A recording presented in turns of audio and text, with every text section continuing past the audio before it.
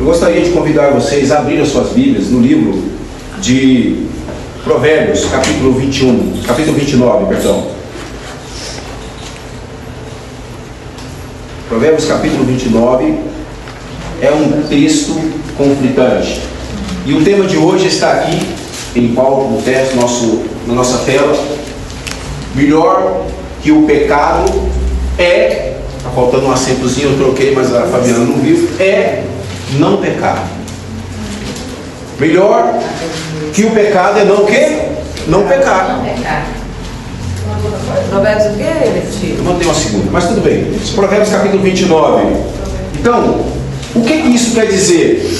Melhor que o pecado, né? Aqui ficou errado, desculpa aí a caligrafia, a ortografia, tá bom? É não pecar, queridos. E o contexto está justamente no estudo que nós vamos fazer nesta manhã. Provérbios capítulo 29 é um texto conflitante. Eu vou dizer para vocês a história dessa mensagem. Eu não queria pregar essa mensagem. Eu pedi até mesmo que outras pessoas pregassem essa mensagem. Mas na quarta-feira, Judete falou comigo que iria viajar, estava preocupada com algumas coisas, queria ver lá os nossos parentes que estão lá em Mutum. E pediu que eu orasse por ela. E aí eu entrei em oração, porque ela saiu bem de madrugada. E eu não tenho o hábito de sonhar, mas depois que eu orei por ela, Deus me deu uma mensagem. E Ele recitou esse texto, Provérbios capítulo 29, na minha mente. Eu não sabia o que era, porque eu não sabia o texto de cor. E aí eu fiquei com aquilo na mente, peguei a Bíblia e fui ler. E quando eu fui ler a Bíblia, eu entendi que era uma mensagem direcionada. E eu falei, Senhor, é muito difícil, né, uma mensagem direcionada. Mas eu pedi a Ele que tivesse misericórdia, porque é algo realmente bem complexo para a gente entender.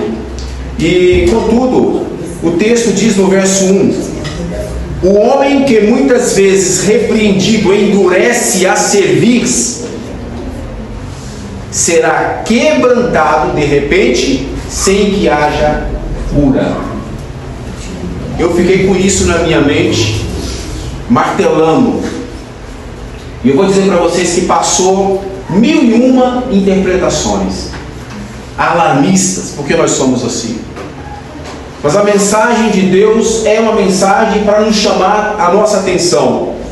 E aqui, se você ler o capítulo todo do livro de Provérbios, você vai ver que Salomão está trazendo advertências à raça humana. Tudo quanto é coisa que ele fez de errado, ele está advertindo para que ninguém faça. Todas as experiências que ele conheceu, negativas, de transgressão, de dor, de sofrimento, ele exorta o ser humano a não fazer no capítulo 29. E é muito sério as coisas que ele fala ali. Mas em especial, eu foquei muito no verso 1, porque era justamente o tema que eu estava realmente conversando com Deus, perguntando para Deus o que eu poderia fazer para contribuir, para poder despertar a atenção das pessoas que muitas vezes estão adormecidas e não conseguem acordar, despertar. O que fazer numa situação como essa? Uma situação de dor, uma situação de perda, uma situação de enfermidade, uma enfermidade onde não se acha sintomas. Os médicos procuram, exames daqui, exames dali, acometidos a medicamentos, e a pessoa continua doente, continua fragilizada emocionalmente, a ponto de morrer, como acontece com muitos, sem solução. Queridos, chega algum momento na história do ser humano que a ciência não vai te acompanhar. Ela vai parar, porque a ciência também é limitada. A sabedoria não é, mas a ciência é limitada. E se Deus não estiver lá na frente para te dar a resposta que você precisa, você vai viver uma vida de conflito pelo resto da sua vida. E é o que está acontecendo na vida de muitas pessoas. E com isso, na minha oração, eu conversando com Deus, Deus foi me abrindo a minha mente, me dando entendimento, me dando uma palestra. Foi o que o Espírito Santo fez na madrugada de quarta-feira. E aqui então eu entendi o capítulo 29. Ali se trata de uma repreensão de amor, uma repreensão de misericórdia, uma repreensão de alerta. uma repreensão que vai exortar a nossa percepção espiritual. Olha que interessante o que ele me disse. Enquanto nós não tirarmos o errado do lugar certo, isso aqui envolve o quê? Ser indiferente, não se importar, negligenciar, compactuar com o erro, com o engano, com a mentira. Envolve tudo isso. E ele foi traduzindo para mim, que tinha coisa que eu não entendia, mas ele mesmo foi me explicando. E ele explicou para mim o ato de você não dar o lugar para as coisas erradas na sua vida, vai te poupar de muito sofrimento. E aqui está dizendo que não terá espaço para as forças do céu operar, nem se moverá para entregar o que é precioso, o que é necessário, enquanto nós não tirarmos o errado da nossa vida. O certo não terá espaço para chegar em nossa mente. Vocês perceberam isso? Enquanto nós não desvaziarmos a nossa mente, o nosso coração, das coisas erradas que nos assolam, que nos sufocam, que estão em nosso meio, Deus não vai conseguir alcançar você, querido. É o que o Espírito Santo me falou. Ele não vai conseguir alcançar você, porque o Espírito Santo, ele vai falar com a sua mente. Se a sua mente está cheia, você está perdido. Se a nossa mente está cheia, nós estamos completamente perdidos. É por isso que eu entendi, ele me explicou. Por que às vezes uma pessoa tem 50 anos de adventismo, 70 anos de adventismo, e ainda vive essa miséria? Não consegue enxergar muitas coisas, os frutos do Espírito, não consegue agir, não consegue mudar, não consegue atuar, não consegue transformar. É por causa disso, queridos. Mente cheia, coração cheio. O Espírito Santo, ele tem um dom extraordinário, e quando você se conecta com ele, quando você direciona a sua mente para ele, ele consegue despertar você. Ele te sacode. Ele consegue fazer você entender coisas que talvez um médico, um psiquiatra, um psicólogo jamais iria conseguir. Mas olha, a verdade está aqui, aonde está o erro, onde nós estamos acometidos a viver uma vida com maus hábitos, errando, cometendo coisas que estão destruindo a nossa própria vida, o nosso próprio corpo. O Espírito Santo não consegue eles alcançar, não consegue. Não consegue. E aí está dizendo, ele falou para mim que é necessário que você se desvazie. Você tem que abrir, rasgar o seu coração. Você tem que abrir a boca, falar, confessar, pedir perdão, arrepender, chorar, gritar, fazer o que você quiser para ele entrar, para você dar espaço para ele. Sabe por quê? Porque as forças que estão muitas vezes acometidas a nós por força, por violência, contra a nossa vontade, não querem sair. Não vão sair por livre e espontânea vontade. Então é por isso que aqui ele fala que se nós não fizermos isso, ele não consegue entrar. Porque é você que abre a porta do coração. É você que vai deixar ele entrar, entende? Só você, mais ninguém. O certo é que não há espaço para chegar e alcançar nossa mente. Antes de nós recebermos o que nós pedimos, nós precisamos primeiro abrir mão daquilo que nos prende, que nos aprisiona, que nos acorrenta. O que você aceita na sua vida, pelos relacionamentos, pela sua convivência, isso define, através das suas ações, o seu destino. Ao relacionar com alguém ou com pessoas que influenciam você positivamente ou negativamente, isso é que faz toda a questão. A vida, pela neurociência, tem mostrado a nós que somos o resultado de 5 pessoas que realmente nós convivemos com elas, principalmente na fase da infância. É o nosso pai, a nossa mãe, ou pessoas que estão ali no seu círculo de vida. Essas pessoas vão influenciar você nos primeiros dias da sua vida, nos primeiros anos da sua vida. É quando você está formando a sua mente. É quando você está desenvolvendo a sua mente. É quando você está aprendendo as emoções. É quando você está aprendendo o que é sentimentos. E aí você vai captar isso e você vai segurar isso na sua mente por todo o resto da sua vida. É por isso que naquele livro Mente, Caráter e Personalidade, eu lembrei dele. Ali a autora do livro fala que a mentalidade da criança é formada até os 5 anos de idade. O caráter da criança é formado até 5 anos de idade. E é por isso que nós devemos investir no estudo, na palavra de Deus, na repreensão com amor diante das nossas crianças. Porque depois disso é grande desafio você consertar, você reconfigurar a mente do ser humano. Isso é uma obra que só o Espírito Santo pode fazer, mais ninguém. Entende? Em outras palavras, quando nós convivemos com pessoas que não têm os mesmos princípios, não procuram os mesmos valores a qual nós estamos buscando, inevitavelmente nós seremos influenciados negativamente por elas.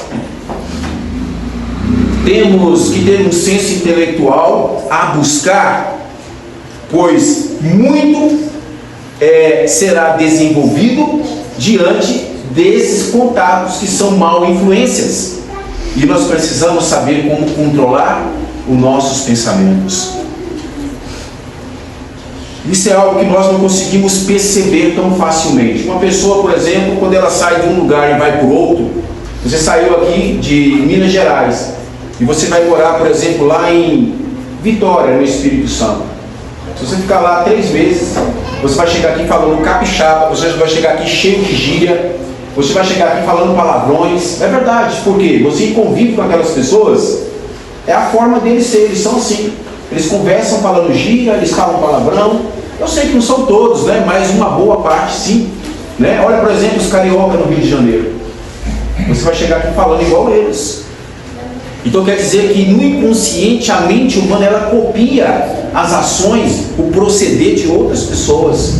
E se você não está com pessoas que são pessoas equilibradas, pessoas que têm distinção do que elas querem se tornar, essas pessoas estão tendentes a cair e a levar você junto. Você vai ser mal influenciado. E é muito sério isso, queridos. O Espírito Santo revelou a mim de forma muito clara que muitas vezes nós não somos aquilo que nós queremos ser. Nós somos influenciados. É por isso que você vai entender por que uma pessoa, por exemplo, se torna um marginal. Você às vezes conhece a pessoa, é do seu convívio, foi criado num lar bom, mas de repente a pessoa se tornou um marginal, um assassino em série. É muito sério isso, queridos. A influência ela tem um poder fora do padrão às nossas vidas, e com isso algumas pessoas são cometidas o quê? A vícios, maus conselhos, ações erradas, e isso traz consequências drásticas para a família, para a vida dos seres humanos. Nós não percebemos isso tão facilmente. Os pensamentos eles mudam, as pessoas também fazem muitas vezes por forma dessa influência você mudar. E muitas vezes nós estamos sendo o quê? Cometidos a isso sem saber, inconscientemente. Muitas vezes uma pessoa faz algo que não queria fazer, porque estava num bando, estava junto com a galera. Quando assustou, estava lá, fez o quê? O que era errado. Não é verdade? Aí eles usam aquele ditado popular. Estava no lugar errado, na hora errada, né? E também com pessoas erradas. Eu já vi muito isso. Nós precisamos mudar a nossa forma de pensar, o jeito de nós falarmos.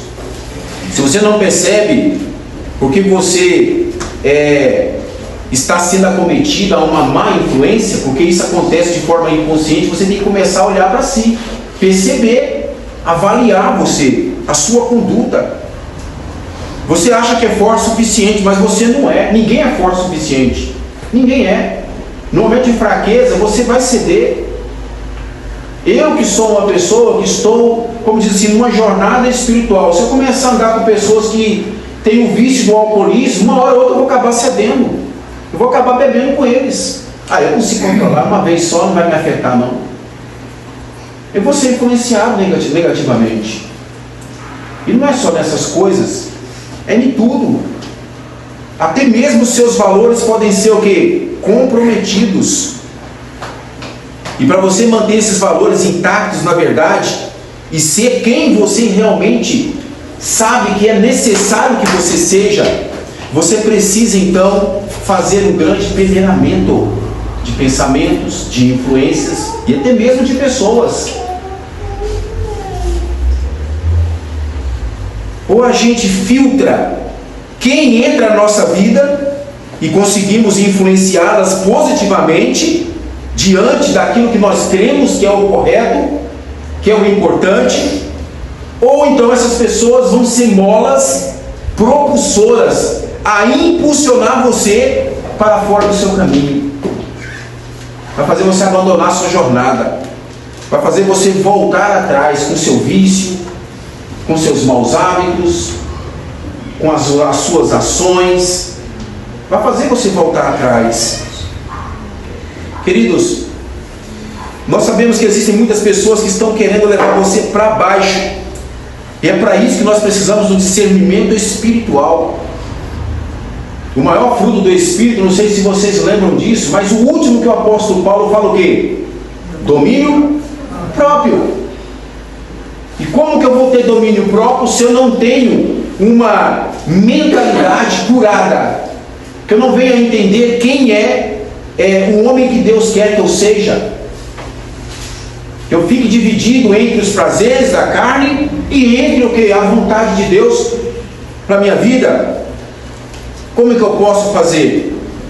Muitas vezes, por causa disso, eu preciso detectar quem pode realmente agregar valores na minha vida e quem pode trazer destruição para a minha vida. Eu preciso fazer essa filtragem. Eu preciso repreender muitas vezes pessoas da minha vida. Se calar, concordar com o erro, fazer vista grossas ou ser indiferente. Você conhece aquela pessoa que fala assim, deixa para lá. As coisas muitas vezes não estão corretas. A pessoa cometeu um ato de justiça contra você ou contra alguém que você ama, e a pessoa fala assim, deixa para lá. Pensou? Existem muitas pessoas assim. Sabe quem são essas pessoas? São as pessoas que não sabem se posicionar entre o certo e entre o errado. São pessoas que não aderiram neles ainda o quê? O intuito de Deus, que é o quê? Que nós tenhamos um senso de justiça e possamos assim então analisar com esse senso de justiça o que é justiça, o que é injustiça, e temos o quê? O coração aberto para andar em retidão, porque esse é o propósito de Deus. Com isso nós iremos ser acolhidos, logicamente, com o poder de Deus para conosco, para fazermos a obra na vida de muitas pessoas. Muitas pessoas não sabem como se posicionar, queridos, e elas permitem ser influenciadas negativamente. Por causa da opressão, tomam decisões que podem comprometer sua vida pelo resto da vida, trazendo terríveis consequências. Tudo isso, queridos, é uma reação natural. É mais fácil do que processar o erro e até posicionar diante da opressão. A gente ceder, deixa para lá. Mas Deus quer que você tenha um senso de justiça e retidão. Esse é o objetivo do Evangelho, alcançar o seu caráter, transformar sua mente. Não é assim que o apóstolo Paulo diz? Romanos capítulo 12, verso 1 a 3. Não pense como o mundo, renove a mente. Permita que Deus transforme a sua mente. E aí você vai experimentar qual é a perfeita e agradável vontade de Deus. Mas se não for assim, você vai continuar dando cabeçadas. Por que mentir para os outros? É fácil, queridos, você enganar a pessoa que não te conhece. É ou não é? É fácil mentir para alguém que não te conhece? É fácil. Você já viu aquelas pessoas que é bom da lábia? Chega aqui e envolve todo mundo da conversa.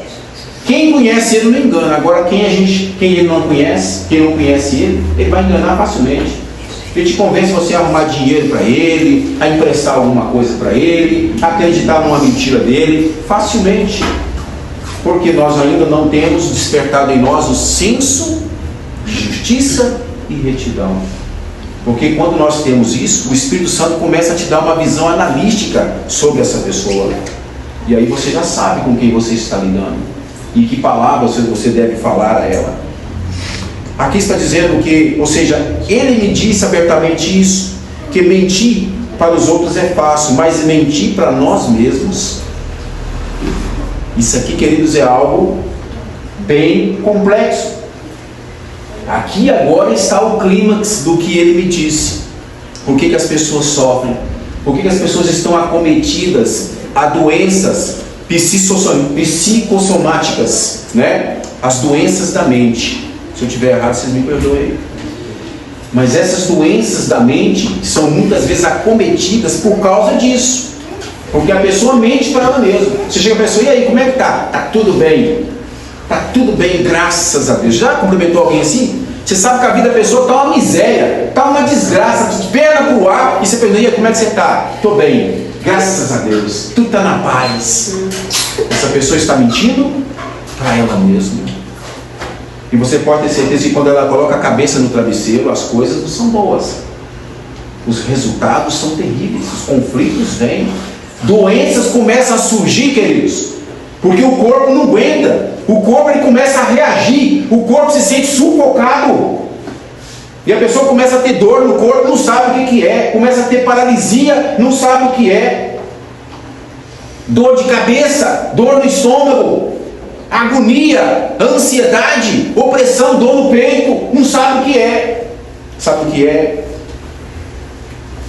Arrogância e presunção, por achar que aquele que prometeu em suas palavras, que traz conforto, traz segurança, que tem verdadeira paz para dar, não pode dar, não é o suficiente para dar. Quer resolver sozinho os problemas, quer enfrentar sozinho os problemas. E é por isso que ele fala, está tudo bem, está tudo maravilhoso, está tudo sob controle. Talvez não esteja por isso. Talvez não esteja. Um cantor, eu não me lembro o nome dele, mas de uma banda aí, ele cantava uma música e na letra ele cantava assim, que mentir para si mesmo é sempre a pior mentira. Tem uma música assim? Acho que sim, né?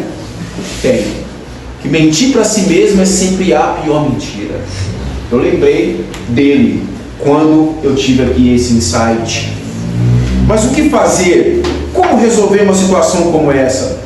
Queridos, por que resolver uma situação como essa? Porque essa situação, ela gera consequência drástica. Sintomas que muitas vezes são irreversíveis. Gera consequências irreparáveis. Porque você pode ter sensações incontroláveis e aí você então começa a sair da sua posição, do seu controle.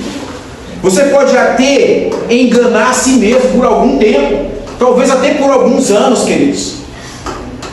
Algumas décadas você vai se enganando, até mesmo as pessoas que estão em sua volta. Não, fulano está bem, fulano é forte como um touro, não é isso? Você está enganando. É por isso que algumas pessoas aí têm ataque cardíaco, né? Parada cardíaca fulminante.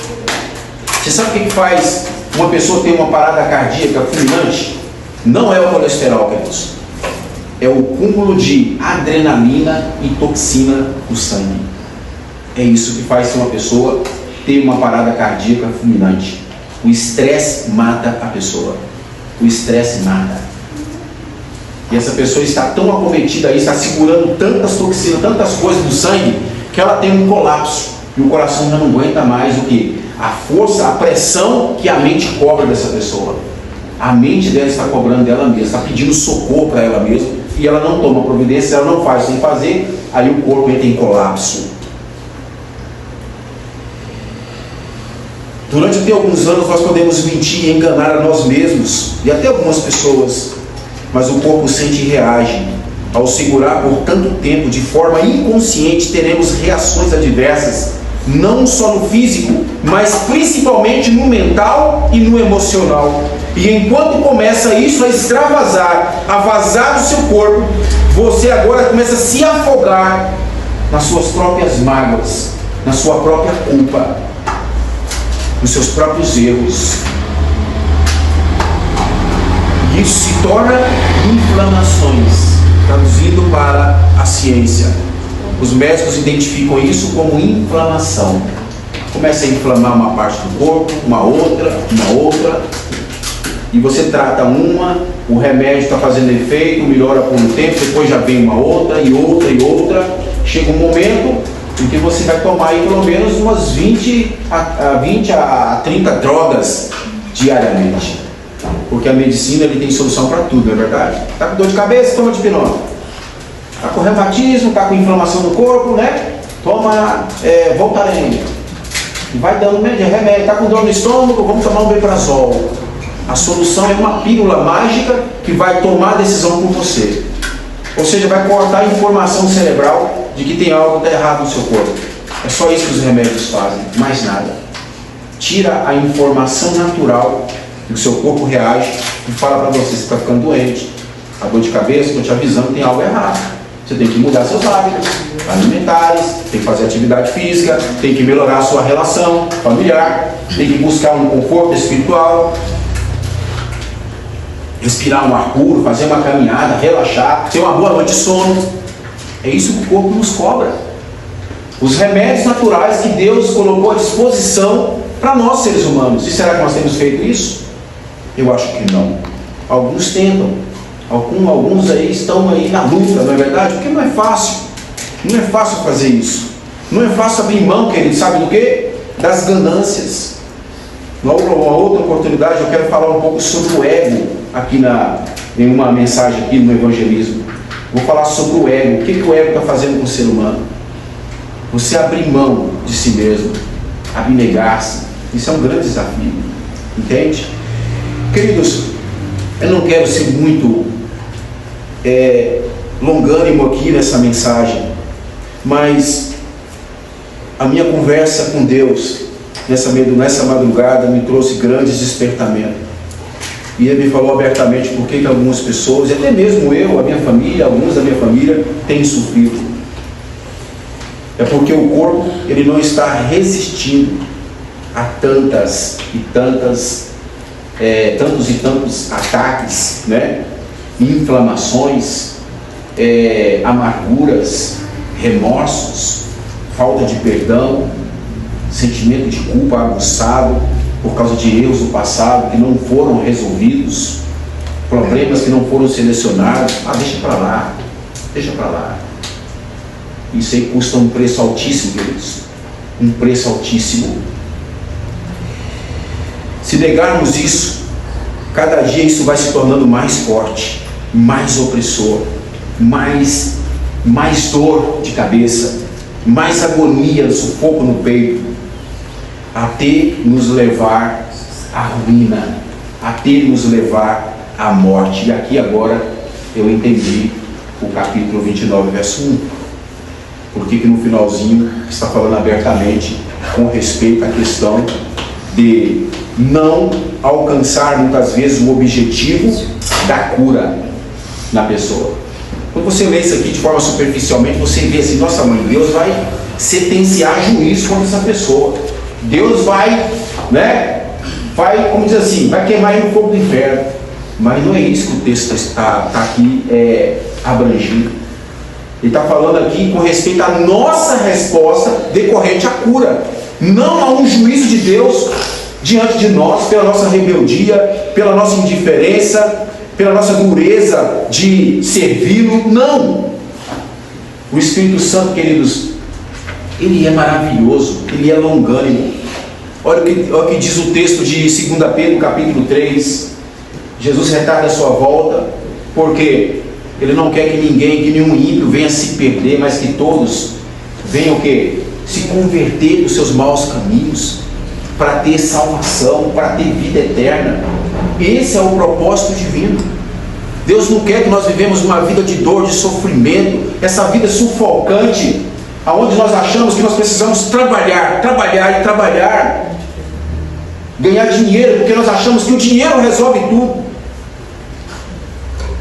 Isso é um engano terrível, queridos. Eu já vi pessoas com contas bancárias recheadas, sendo ceifadas no leito de morte e não poder fazer nada com dinheiro. Já vi muitas dessas pessoas. E já vi outros também descer à sepultura com a mesma ganância de querer tudo para ele, se possível, que enterrasse tudo junto, para não compartilhar. Nós temos todo tipo de pessoa, todo tipo de mentalidade, mas o que Deus quer implantar em nós é um espírito reto e um coração que tenha senso de justiça. Ele quer que nós abramos a nossa mente e sejamos quebrantados, ao invés de endurecer o coração a servir. Queremos, muitas vezes, satisfazer o nosso próprio ego, as nossas ganâncias pessoais. Queremos construir o nosso próprio império. Queremos viver uma vida que seja desprendida de Deus. Mas quando as coisas saem do controle, nós corremos para Deus e pedimos a Deus: tem misericórdia, me cura, me salva, me livra da morte. Essa é a reação natural do ser humano. Ninguém quer morrer, ninguém quer passar pela dor, ninguém quer passar pelo sofrimento, mas também ninguém quer, muitas vezes, se submeter, entrar num processo, numa jornada espiritual, que é onde o que o Espírito Santo propõe é uma vida abnegada, é uma vida de submissão ao que Deus projetou para nós. Deus quer que nós tenhamos o que? Um caráter restaurado à origem do que Ele planejou, não ao que Adão trouxe para essa geração. Ele quer que nós tenhamos o caráter de Cristo. Jesus, Ele disse: aprendei de mim, queridos. Ele é sim capaz de dizer isso, porque eu sou manso e humilde de coração. Amém. Não tem ninguém na nossa terra, no nosso planeta, que pode ter audácia de proferir essas palavras. Mas se nós temos Ele, é tudo para nós. E Ele deixou outro. Ele disse: eu vou deixar outro. Vocês não vão ficar sozinhos. Vou deixar com vocês o Consolador. Mas tem pessoas que não entendem para que o Consolador está aí. Tem pessoas que acham que o Consolador é uma força a mais, é um capanga, que vai te dar tudo que você quer, vai te proteger, vai fazer tudo que você quer. A sua vontade é o gênio da lâmpada. E você vai começar a dar ordens para ele. O Consolador não está aqui para isso. O papel principal dele é convencer. E isso aqui é o seu maior desafio. O seu maior inimigo é você ser convencido de que você é pecador, de que você precisa ser restaurado, de que você precisa da misericórdia de Deus, de que você precisa ser alcançado por Ele. Mas para você ser alcançado por Ele, é necessário que você se esvazie. É por isso que existe o processo que eu posso considerar que é o processo da salvação. É você reconhecer que é um pecador, confessar o seu pecado e pedir perdão. Esse é o processo da salvação. E quando você faz isso, você pode ter certeza que já está do teu lado. Não precisa nem te convidar, não. Ele já está do teu lado. E outra coisa que eu digo, talvez você nunca percebeu que Ele está aí. Mas sabe como a sua consciência fica atinando algo que você fez que está errado? Você sabe que está errado, um procedimento errado, uma ação egoísta, talvez uma grosseria, algo que você fez e algo está te incomodando, está ali atinando na sua mente. Agradeça, porque Ele está lá. O problema é quando isso não acontece mais. Entende? Ele está lá e Ele quer convencer você para que você tenha autonomia, para dar a Ele autoridade sobre a sua vida, para que Ele possa exercer a obra de restauração. É Ele que faz isso. Ele vai entrar na sua mente, no seu coração, vai tirar o que não presta, vai fazer morada, vai te ensinar sobre a verdade, sobre a justiça, sobre o juízo, sobre a eternidade. Eu aposto que nada disso se enquadrou ainda, talvez, no plano que você tem para daqui 10 anos. Os nossos planos é o quê? Eu preciso terminar aquela casa, ou então vou vender aquela casa, vou comprar outra, vou trocar o carro, vou fazer isso, vou terminar a faculdade, eu vou expandir meu negócio. Esses são os pensamentos que geralmente acometem a mente humana. Mas quando você é colocado na parede com um diagnóstico médico de que você tem poucos dias de vida, aí você sofre um abalo, você treme na base, e aí você vai querer correr para os braços de Jesus, mas pode ser tarde demais. Não que Ele está sentenciando você à morte ou à enfermidade, que está dizendo aqui no capítulo 29, verso 1 de Provérbios: será quebrantado de repente, sem que haja cura. Ou seja, às vezes você não vai ter tempo de você ser curado. Talvez ele consiga fazer a obra na sua vida, mas você não vai ter tempo de o quê? De desfrutar do que você construiu, do que você, idealizou na sua vida. Você vai deixar para trás. Aí você vai ter que seguir agora em frente com ele. Mas Deus, ele é tão misericordioso, mas tão misericordioso, que ele estende a graça, a salvação para todos. O rei Ezequias foi diagnosticado com uma enfermidade, podemos considerar um câncer. E esse câncer estava ali para ceifar sua vida. Não foi Deus que implantou o câncer nele. Não, queridos. Foram os maus hábitos. Ele foi acometido a um câncer. E aí o profeta chegou e disse para ele assim: olha, Deus mandou te dizer para você botar a tua casa em ordem, porque você vai morrer. Essa parte ele não quis ouvir. Ele só focou o quê? Você vai morrer. Não foi isso? Ele deveria ter focado em que Deus mandou te dizer para você botar a tua casa em ordem, porque você vai morrer. O profeta não falou para ele: você vai morrer amanhã. Não, o profeta falou: você vai morrer. Não falou quando que ele ia morrer. Talvez se ele tivesse parado e se ele tivesse absorvido o que Deus havia projetado para ele, ele teria mudado a sua vida, mudado os seus hábitos, mudado os seus pensamentos. Mas o que ele fez? Ele voltou-se para trás, meteu a cara na parede, chorou e clamou e começou a jogar na cara de Deus as coisas que ele tinha feito por Israel. Eu fui um bom rei, eu edifiquei o templo, não sei o que, Senhor, agora você vai me matar. Deus não consegue falar com um ser humano em desespero. É preciso ter racionalidade para entender e ouvir a voz de Deus. E no silêncio, o profeta já estava indo embora. Deus falou para ele assim: volta lá. Ele não entendeu. Fala para ele que eu vou dar mais 25 anos para ele. E Deus ficou triste e se calou. 15, né? 15, né? Perdão. 15 anos para ele. 15 anos é um bom tempo, não é? Dá para fazer muita coisa em 15 anos. Mas sabe o que ele fez? Levou-se a si mesmo e também a sua casa a ruínas.